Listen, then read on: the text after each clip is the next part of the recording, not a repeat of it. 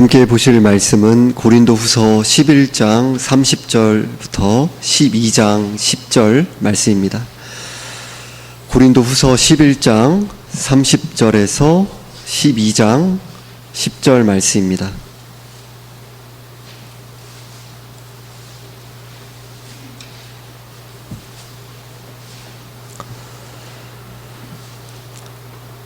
합독하시겠습니다. 내가 부득불 자랑할진대 내가 약한 것을 자랑하리라.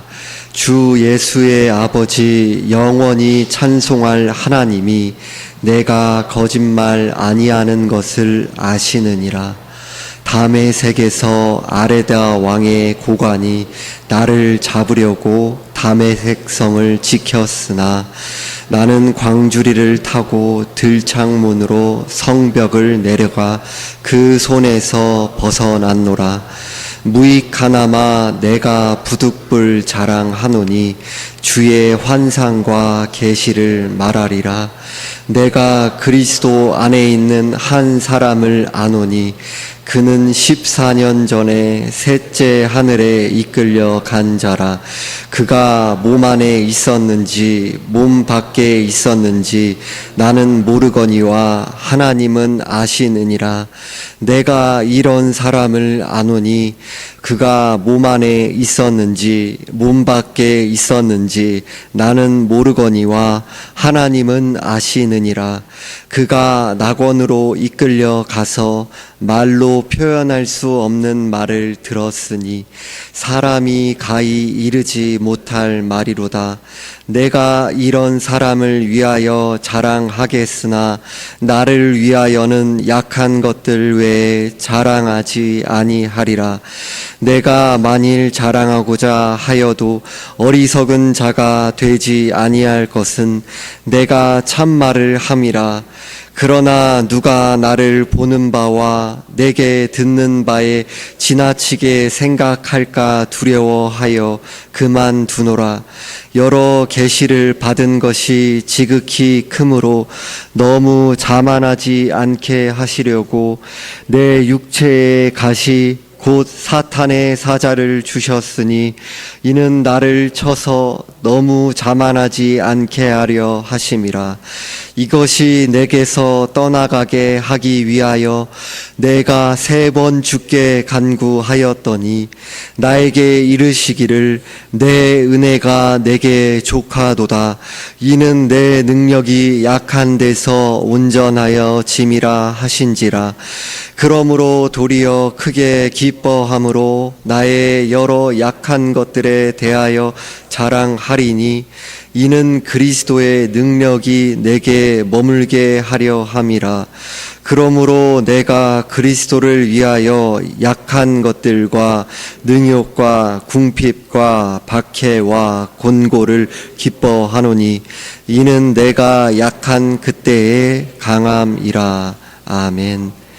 오늘 본문 30절에서 31절에서 내가 부득불 자랑할진대 내가 약한 것을 자랑하리라. 주 예수의 아버지 영원히 찬송할 하나님이 내가 거짓말 아니하는 것을 아시느니라 라고 말씀합니다. 바울은 마지못해 어쩔 수 없이 자랑한다고 하면서 약한 것을 자랑한다고 합니다. 거짓 교사들이 자랑하는 능력과 성취와 신비한 체험과 같은 자랑을 앞세우는 것이 아닌 자신의 연약함을 자랑하는 것이 바울의 일관된 사역의 태도였다라는 것을 알 수 있습니다. 31절에 주 예수의 아버지 영원히 찬송할 하나님이 내가 거짓말 아니하는 것을 아신다라는 표현은 맹세 문구입니다. 그러니까 이 표현을 통해 맹세하는 형식으로 자신이 어떠함이 아닌 그 약함을 의지하는 것, 약함을 자랑하는 것, 그것을 사역의 일관된 태도로 삼았다라는 것을 분명히 하고 있습니다. 32절에 33절에서 다메섹에서 아레다 왕의 고관이 나를 잡으려고 다메섹 성을 지켰으나 나는 광주리를 타고 들창문으로 성벽을 내려가 그 손에서 벗어났노나 라고 말씀합니다. 바울 당시에 가치관에서는 명예를 매우 중요하게 생각했습니다. 당시에 가장 명예스러운 일은 전쟁이 일어났을 때 적군의 성을 공격하면서 가장 앞에 서서 사다리를 타고 올라가 성 안으로 용감하게 들어가는 것이었습니다. 가장 먼저 적군의 성에 올라간 사람은 가문의 명예를 드높인 것으로 여겨졌습니다. 바울을 잡기 위해 아레다 왕의 고관이 다메섹 성을 지키고 있었을 때는 바울이 예수님께 부름을 받기 바로 받던 그 초기의 일입니다. 바울은 광주리를 타고 들창문으로 성벽을 내려가 도망친 자신의 수치스러운 경험을 말하고 있습니다. 바울은 자신의 연약함과 수치스러운 일들을 자랑거리로 오히려 내어놓았습니다. 당대 사람들의 명예를 중시하는 그 가치관들과 정반대의 것을 의도적으로 자랑하고 있는 것입니다. 자신을 사람들의 관심으로부터 밀어내고 이렇게 연약한 자를 통해서 일하시는 예수 그리스도의 능력과 영광만이 온전히 드러나도록 하기 위한 것이었습니다. 우리들이 봤을 때는 그런가 보다 할 수 있겠지만 이 당시 사람들로서는 도저히 이해가 되지 않는 것입니다. 없는 것까지도 긁어 모아서 그렇게 자랑해야 되는데, 자신을 내세워야 되는데 오히려 너무나도 수치스러운 도망치는 그 패자와 같은 모습을 자랑하고 있는 것입니다. 이어서 12장 1절에서 무익하나마 내가 부득불 자랑하노니 주의 환상과 계시를 말하리라 라고 말씀합니다. 앞에서 말씀드린 것처럼 고린도 교회의 거짓 교사들의 자기 자랑 중에 하나가 신비한 체험을 경험했다는 것이었습니다. 무익하나마라는 그 말씀과 같이 바울은 신비한 체험에 대한 자랑이 아무런 유익이 없다고 합니다. 거짓 교사들의 자랑에 대해 바울은 어쩔 수 없이 주의 환상과 계시를 말하겠다는 것입니다. 고린도 교인들을 미혹으로부터 돌이키기 위해서입니다. 2절과 3절에서 내가 그리스도 안에 있는 한 사람을 아노니 그는 14년 전에 셋째 하늘에 이끌려 간 자라. 그가 몸 안에 있었는지 몸 밖에 있었는지 나는 모르거니와 하나님은 아시느니라. 내가 이런 사람을 아노니 그가 몸 안에 있었는지 몸 밖에 있었는지 나는 모르거니와 하나님은 아시느니라 라고 말씀합니다. 바울은 환상과 계시에 대한 체험을 말하면서도 주저하는 모습을 보입니다. 무익한 신비한 체험에 대해서 어쩔 수 없이 말하면서도 한 사람을 안다. 그는 이라고 하면서 마치 제3자가 경험한 체험에 대해 소개하듯이 자신이 경험한 체험을 주저주저 말하고 있는 거죠. 바울이 말하고자 하는 것은 내가 체험했어 라는 것이 아니기 때문입니다. 신비한 체험에 대해서 자랑하는 것은 무익한 것입니다. 신비한 체험을 경험하는 것과 믿음이 자라는 것, 삶의 열매와는 연관이 전혀 없기 때문입니다.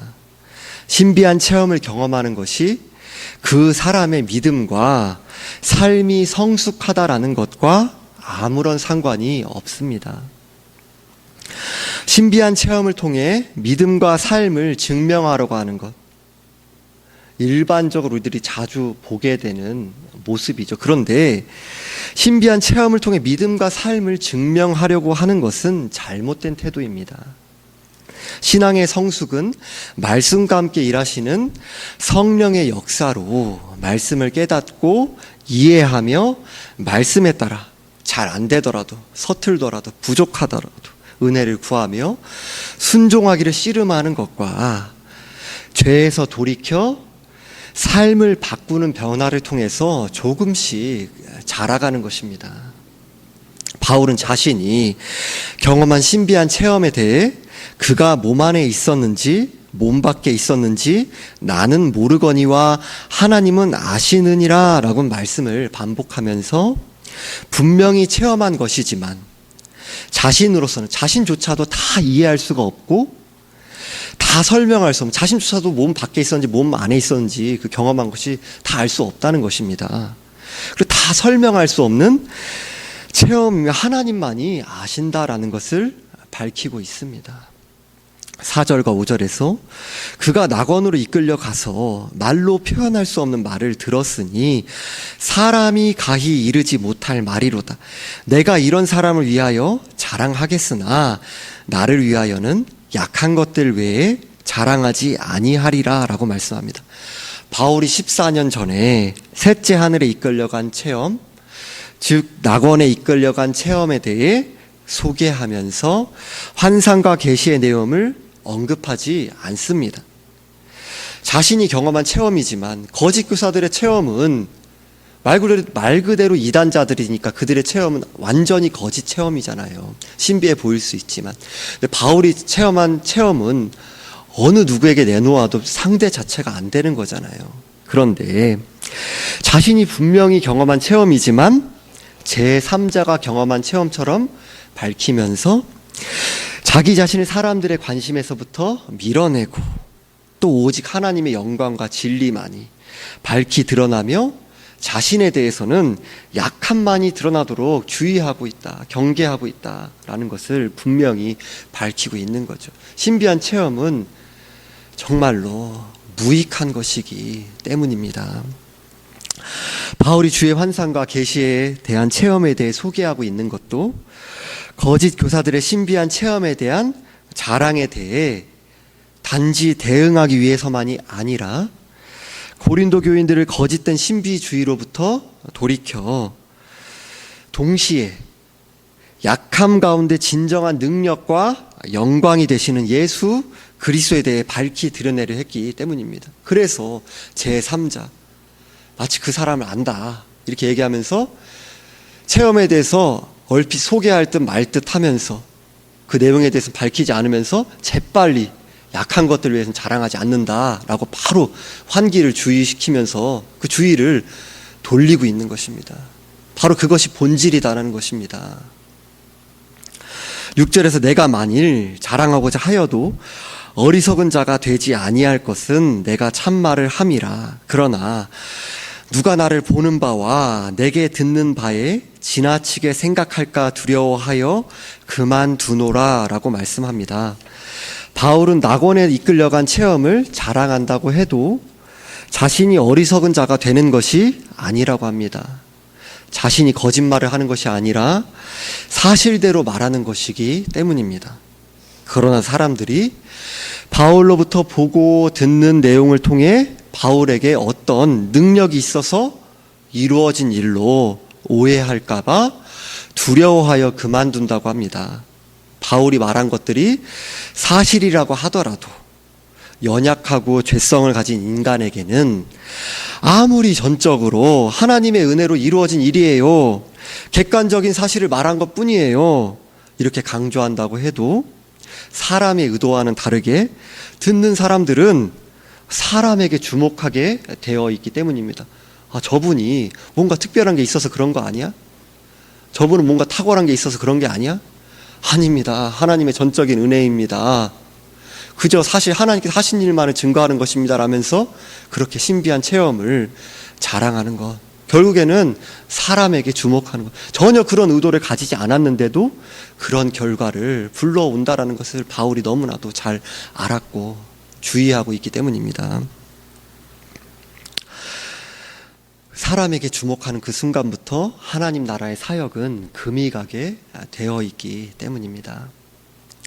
7절에서 여러 계시를 받은 것이 지극히 크므로 너무 자만하지 않게 하시려고 내 육체에 가시 곧 사탄의 사자를 주셨으니 이는 나를 쳐서 너무 자만하지 않게 하려 하심이라 라고 말씀합니다.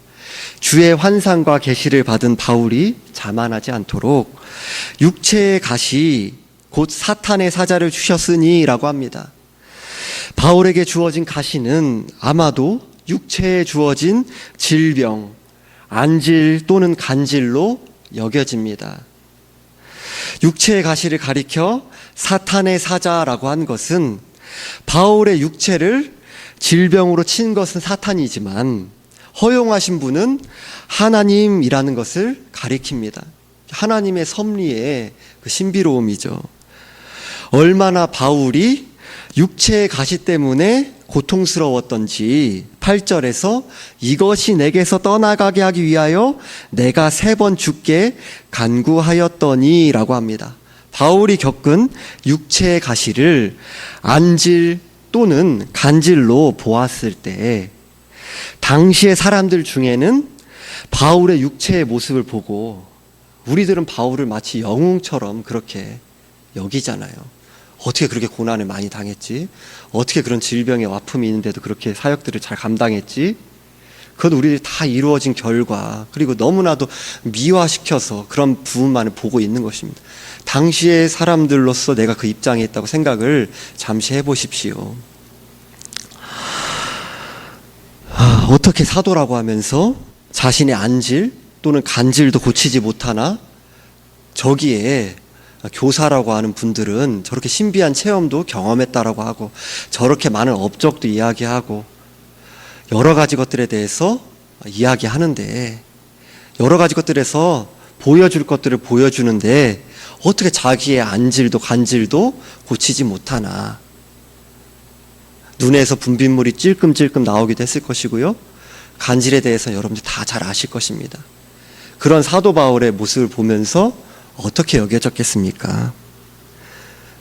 인간적으로 바라봤을 때는 불편하기도 하고 사람들이 때로는 피하고 꺼리려고 했을지도 모릅니다.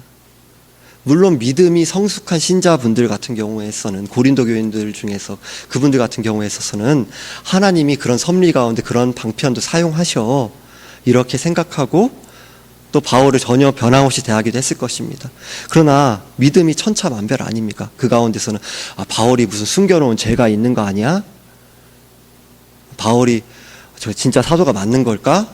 여러 가지로 바울에 대해서 안 그래도 뭔가 부족해 보이는데 저기 있는 다른 교사들이 진짜 교사고 이제 바울이 아레다 성에서도 광주를 타고 내려왔다는데 바울이 진짜 사도가 맞는 걸까?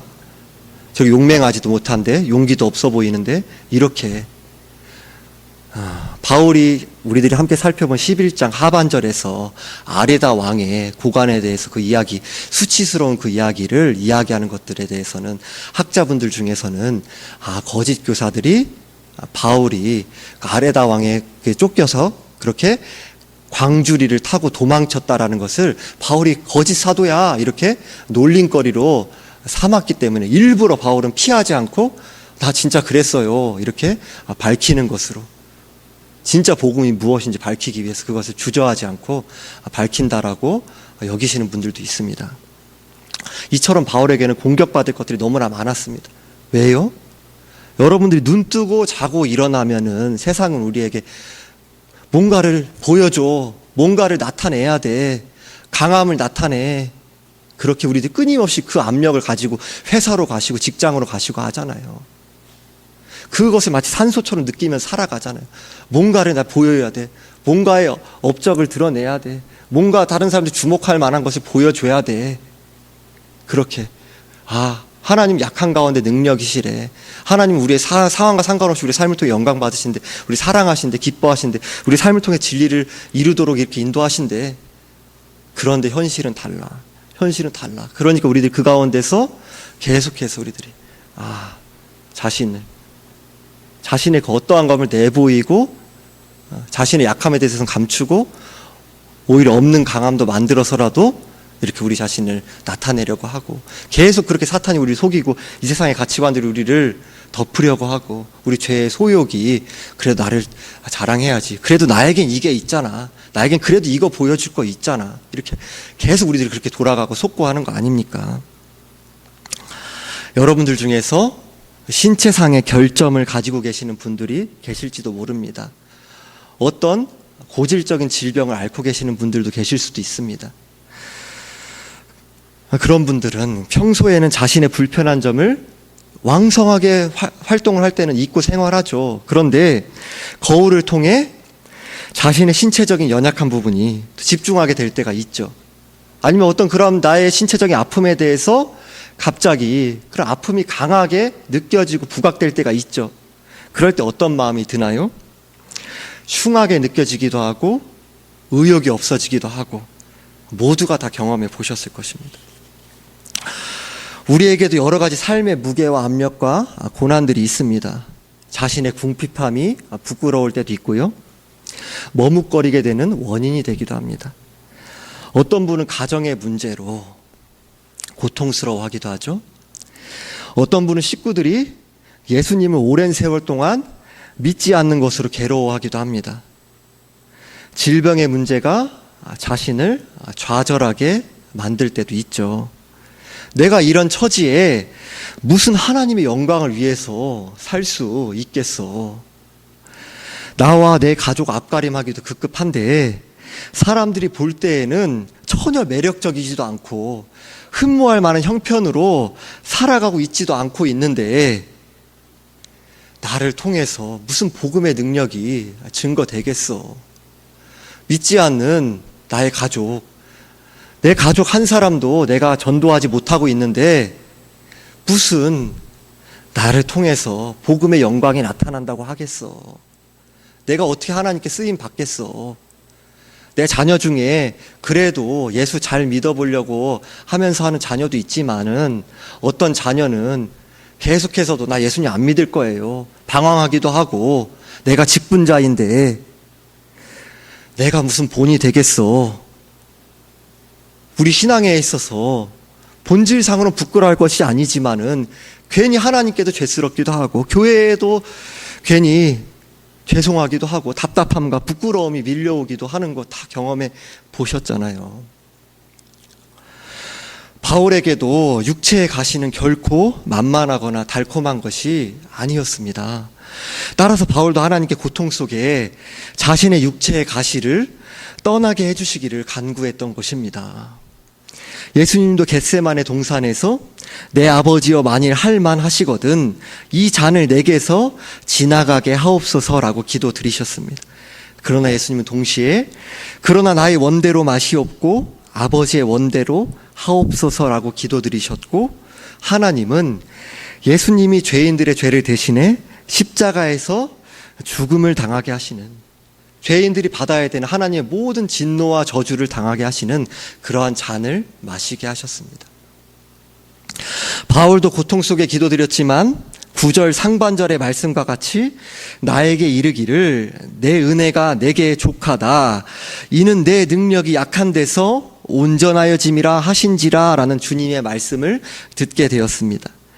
하나님은 자신의 선하시고 기뻐하시고 온전하신 주권적인 섭리 가운데 허용하신 육체의 가시를 통해 신자를 연단하시고 자신의 영광과 능력을 나타내시기 때문입니다.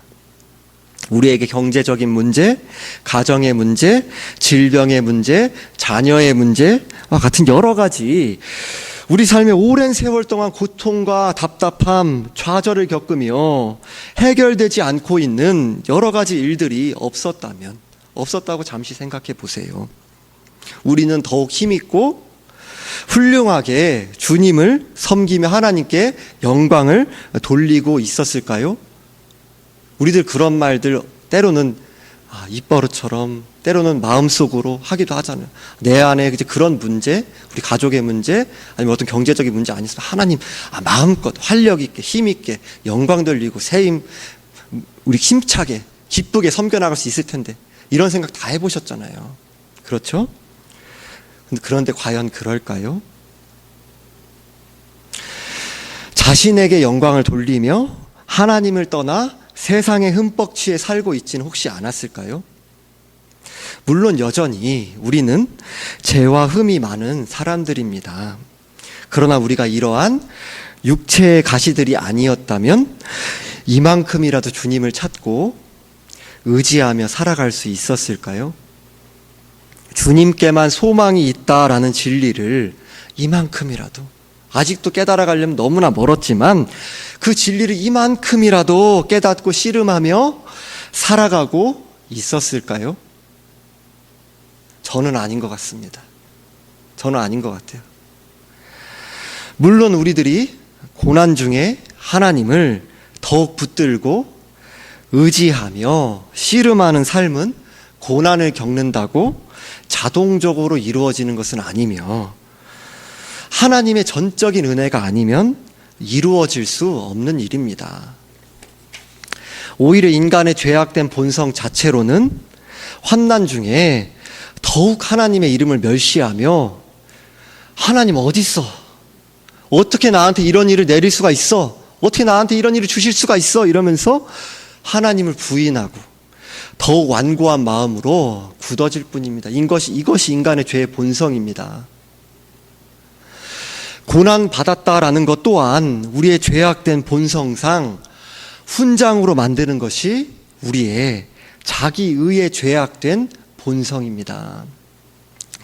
우리가 고난 가운데 예수 그리스도를 믿게 된 것도 신자로 연단받으며 주님을 더욱 사랑하고 기뻐하며 진리를 따라 빚어져가는 모든 것은 하나님의 전적인 은혜입니다. 고난 가운데 자신을 빚어가시며 하나님을 더욱 의지하도록 하나님을 인정하고 감사하며 영광 돌리는 것도 전적인 하나님의 은혜입니다.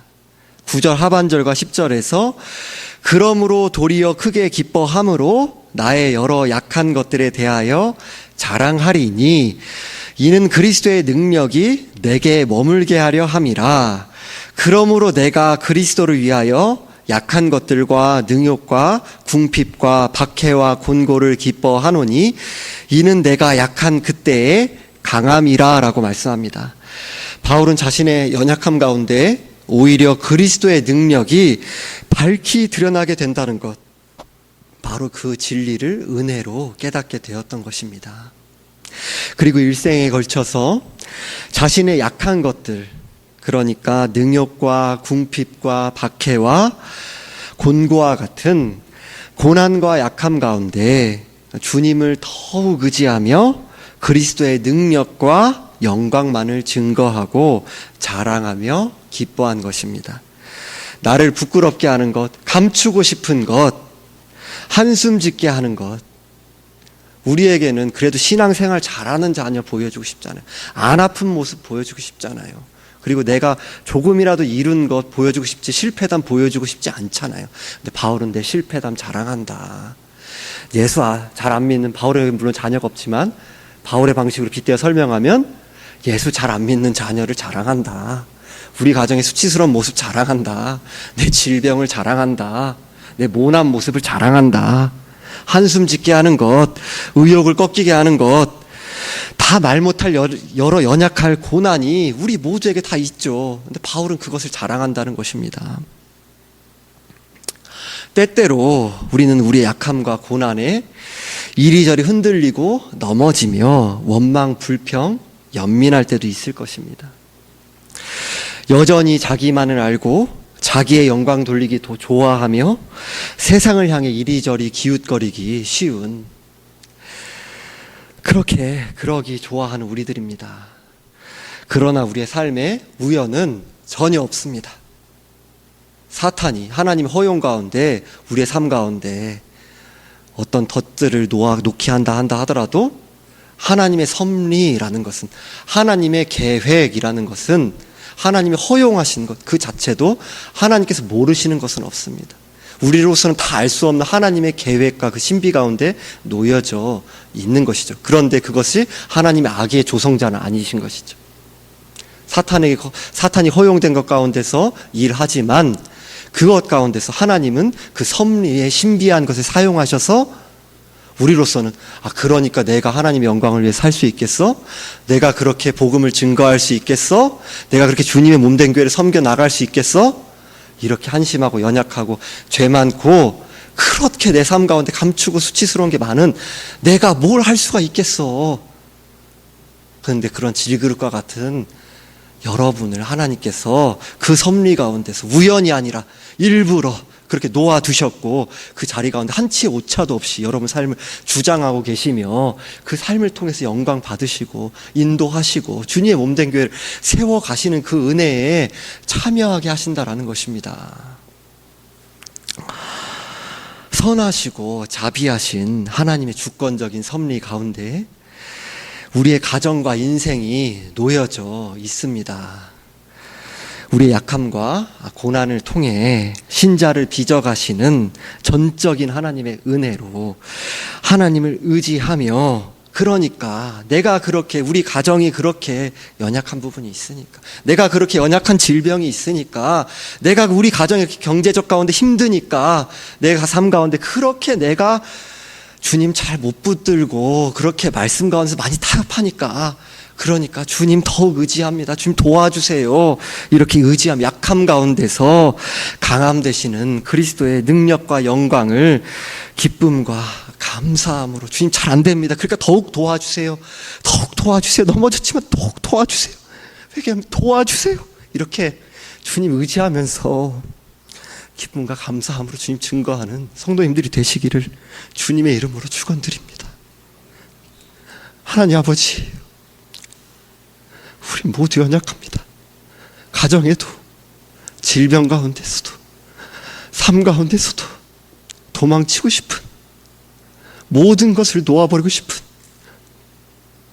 삶의 압력과 무게들이, 끝이 보이지 않는 고난들이 우리 삶 가운데 구석구석 놓여져 있습니다. 그러나 우리를 부끄러워하지 않으시고 선하시고 자비하심으로 섭리하신 주님, 이렇게 약하고 죄 가운데 쉽게 타협하며 어리석은 자이심, 우리에게 예수 그리스도를 믿는 믿음을 주시고 회개하는 심령을 주신 주님, 도와주사 주님을 더욱 의지할 수 있도록 도와주시고, 진리를 위하며 주의 영광을 위해서 주님 몸된 교회를 위하여서 힘써 나아갈 수 있도록 우리를 도와주시고 붙들어 주옵소서.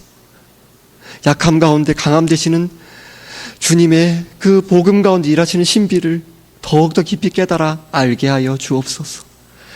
누리게 하옵소서. 우리 주 예수 그리스도의 이름으로 기도드리옵나이다. 아멘.